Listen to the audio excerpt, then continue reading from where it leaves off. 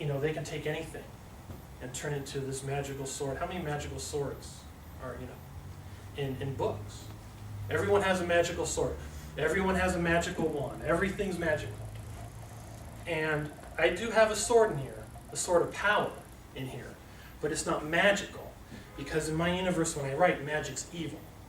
Okay? In my second book that I'm writing now, the wizard's pure evil, completely.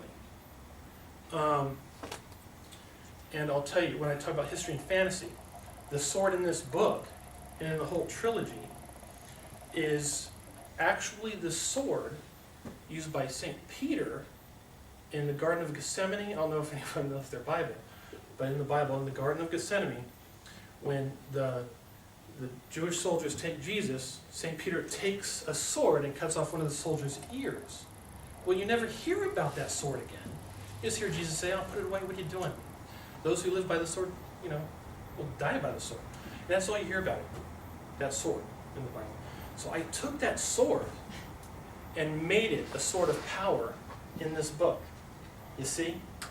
So it's the only sword that can kill pure evil, which is the dragon. So you can see the history elements in there, mixed in with the fantasy. I can talk about my second book. It's not copyrighted yet, but I'm okay talking about it here. And this is actually the only time I'm talking about it, because I won't talk about it in the States, because someone will steal it. But the main bad guy is a wizard, okay? But he's also a real person in history. And I don't think any fantasy novel has ever done that either. I like to reinvent fantasy. I like to do things no one else has ever done before. The wizard in the second book is a guy named Simon Magus. Okay? Simon Magus is a real person. He is considered the first heretic of Christianity.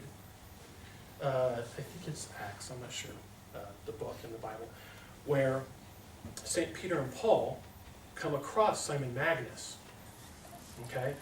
And Simon Magus says, takes the Christianity of St. Peter and Paul, and he forms it into what he wants it to be. He starts seeing the apostles saying, "Oh, they're healing people." Well, he starts doing the same thing, but is using it for himself. He wants to become rich and powerful. So he says he can heal people like the apostles. He says he can cure people and do all this magical stuff. But it's all a fraud, you see. He's like the first snake oil salesman. The snake oil salesman, I don't know if you know, those are in the early years of California, during the cowboy days. You had people that would sell like snake oil in the streets, and they would say, "Snake oil can cure anything," and they would sell it. And they go from town to town conning people.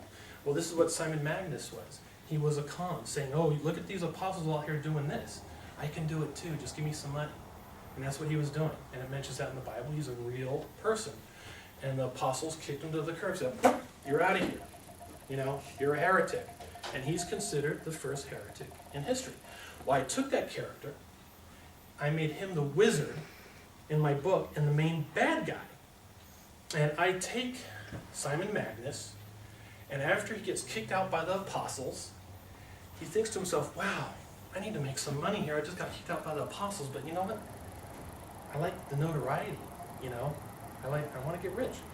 So the devil comes to him, makes him a deal. Says, "Look, I'll give you all the magical powers. Before Christianity, before all these religions, the earth was inhabited by wizards and dragons and elves and orcs before the human beings.